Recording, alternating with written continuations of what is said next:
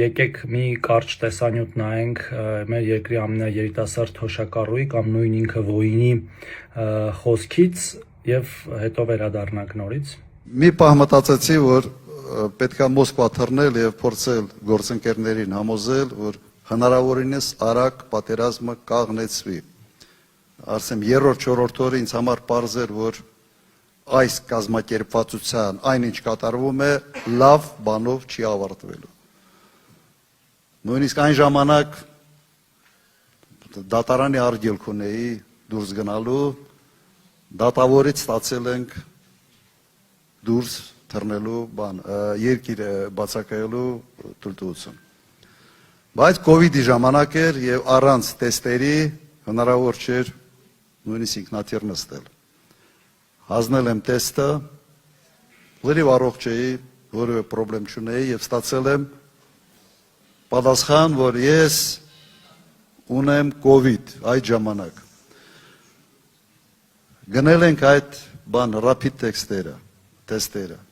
4-5 հատ փորձել, բոլորը բացասական էր, կովիդ չունեի։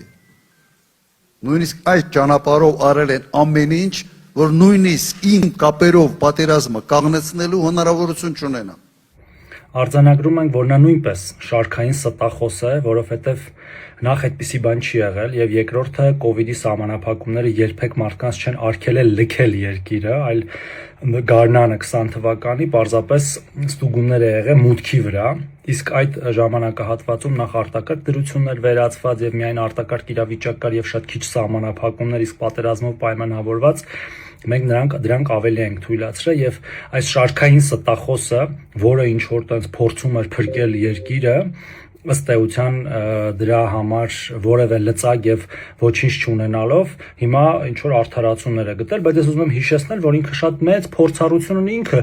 կեղծելու եւ իր հիվանդությունները ուռճացնելու նույն Իզմիլյան բժշկական կենտրոնում, որը գտնվում է Կտրիչ Ներսիսյանի ուղիղ ենթակայության տակ քննությունից խուսափելու համար եւ դատարանը նրա ելքի արգելքը վերացրել էր եւ նա կարող էր գնալ որ երկիր ուզում էր եւ կանգնեցնել պատերազմը, եթե իհարկե նա կարող էր։ Իսկ պատերազմը կանգնեցնել նա չէր կարող։ Մենք 3 անգամ հրադադար ենք կնքել Ադրբեջանի հետ, որոնցից մեկը Մոսկվայում, բայց դրանք բոլորը խախտվել են եւ հետեւաբար այս շարքային ստախոսները պարզապես փորձում են մոլերեսնել մեր